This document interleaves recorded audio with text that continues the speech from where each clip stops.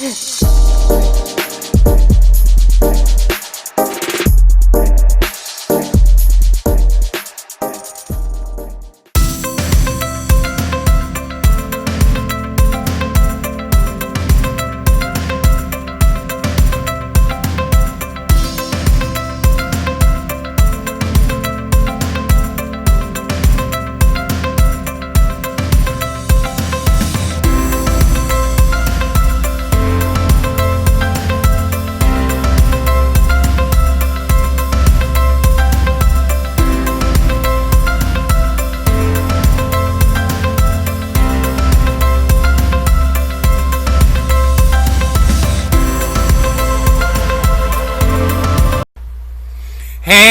what's up everybody? Welcome back to KRSTV. This is your boy Kenny. Now remember, subscribe to my channel. Click that bell so you get notifications every time I drop a video. Also follow all the information I have in the description box as well as the comments section. Also like this video, comment on this video, and share this video. Before I get started, if you're in the DMV area, reach out to GMAC, which is Gay Men's Health Collaborative. If you're interested in getting tested for HIV, they are sending out home kits. It can be mailed to you, or you can call the number and you can make a same-day appointment where you can come by and pick up your home kit at their location. And also, if you're interested in getting set up for PrEP, which is HIV prevention, reach out to the GMAC for that as well. Also, if you are a fan of KRSTV and are interested in becoming a Patreon, go to my patreon.com/KRSTV and become one of my Black Diamonds. Black Diamonds because in darkness we still shine. So if you are a big fan of KRSTV, for $3 a month you can become a Patreon and you'll get all of my content that I have here on YouTube, as well as special videos that will be specifically for my Black Diamonds. So check out my Patreon and become a Black Diamond today. Also check out my YouTube partner BK WorldTube, where pretty much is the Black Netflix. You get everything from like the have and the have-nots to RuPaul's Drag Race and Love and Hip Hop. So after you watch this video, go and check out BK WorldTube. Now this is another mukbang I'm doing for you guys today.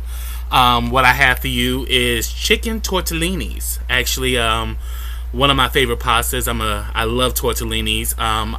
I had the pleasure of going to Europe in high school, and when I went to Italy, I had tortellinis. I had it as, you know, with the sauce like I had prepared here, and I also had it as a soup. And I have to say, it's probably one of the best soups I ever had. So I love Italian cuisine. So yes, definitely tortellinis is one of my go-tos. And today, mainly what really went down this week, and probably what's gonna be trending for quite some time, is this whole fiasco around elections 2020.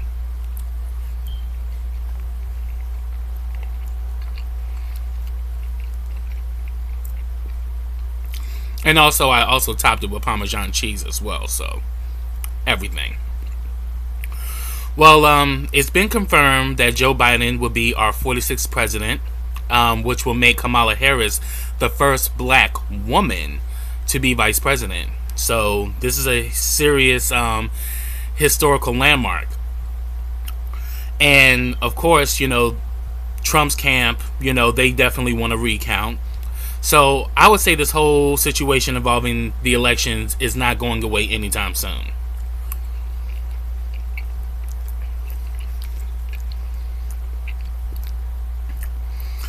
And we've been seeing so much that's been happening in the press. Like on CNN, you had crowds in the street, you know, dancing like they're Martha and the Vandellas getting their life, you know, now that Biden has been confirmed as the next president. And they literally played Fuck Trump on CNN. I laughed my ass off. I was like, damn, CNN really like I never seen nothing like that on CNN. They were literally playing Fuck Trump, and I was like, wow. So yeah, the people want something different. And I did say if Trump were to lose this election, it would be because of COVID-19. because COVID-19 has turned all of our lives upside down. And the fact that we only got like one stimulus check throughout this whole process ain't sitting too well with people who are being evicted from their homes and have lost their jobs and are struggling to feed their families. So the way that COVID was handled didn't sit well with a lot of Americans. But also, I thought what was rather interesting was that Van Jones was on CNN and he was literally crying. And I got it. It's really about that, we want to change, the view of America for our children. And him being a black man, I mean, people can say what they want about Van Jones, regardless of how high you crawl up the ladder or how much you sit at the table, you're still black at the end of the day. And they have no problem reminding you of that.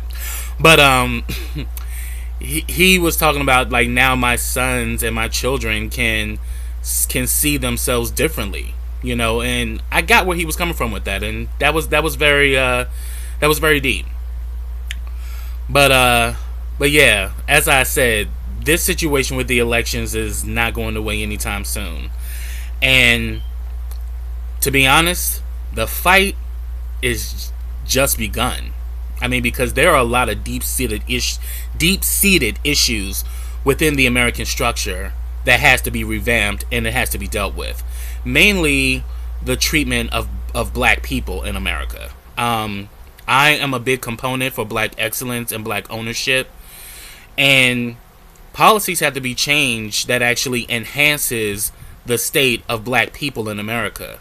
I mean, we no longer can be defined as just a labor force or just cattle for the white elitist. That has to be changed. And, we live in a different world now. The world has changed. People have changed. Black people are in a lot of leadership positions. And there needs to be an equilibrium when it comes down to policy shaping as well as law, mainly involving the police.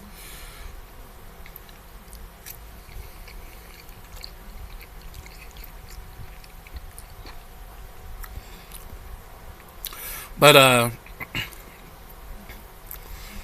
this election, which I have to say is probably one of the most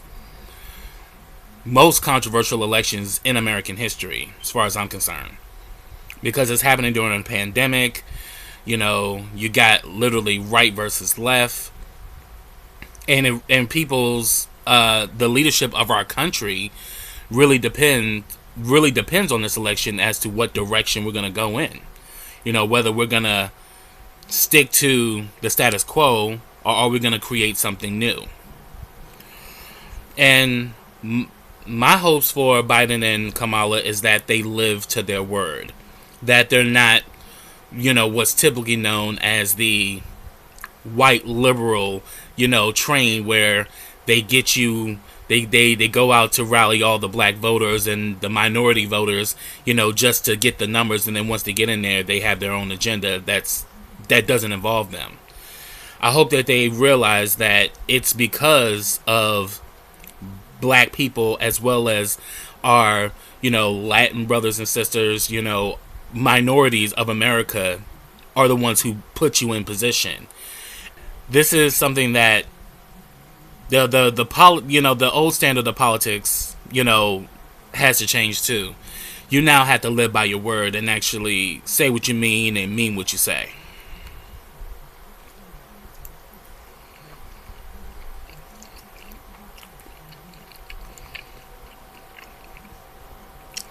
I did a damn good job seasoning this sauce too. But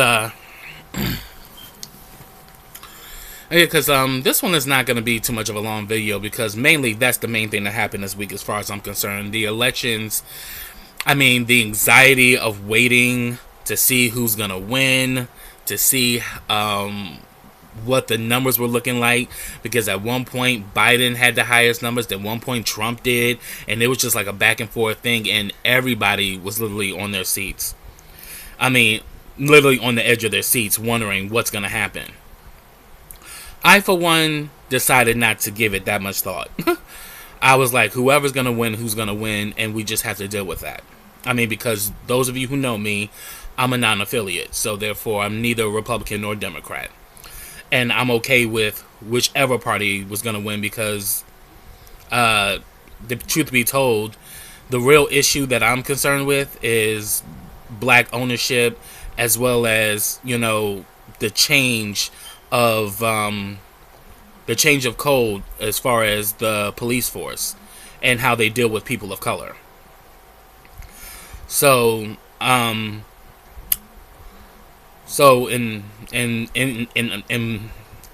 with that being said, this is an issue that both parties need to tackle, because everything great in America has come from black people. So you can no longer deny them. You know, the reason why you're seeing so much resistance out here is because we as a people are tired. You know, we're tired of being looked at as cattle or second-class citizens or inferior, when literally we have proven time and time again that we're not inferior.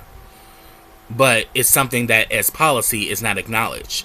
It needs to be acknowledged as policy. It needs to be on pen and paper, you know.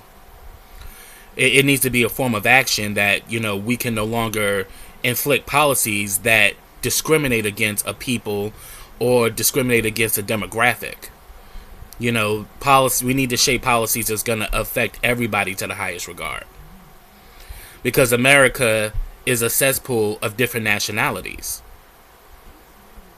And it shouldn't just be the whites are the only ones that benefit off of American policy. Everyone has to benefit off American policy. So that's something that definitely needs to be revamped and needs to be worked on. And hopefully Biden and Kamala take this seriously.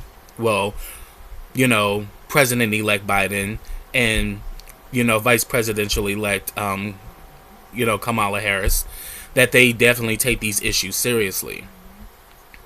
And that they're not just doing a song and dance just so they can win.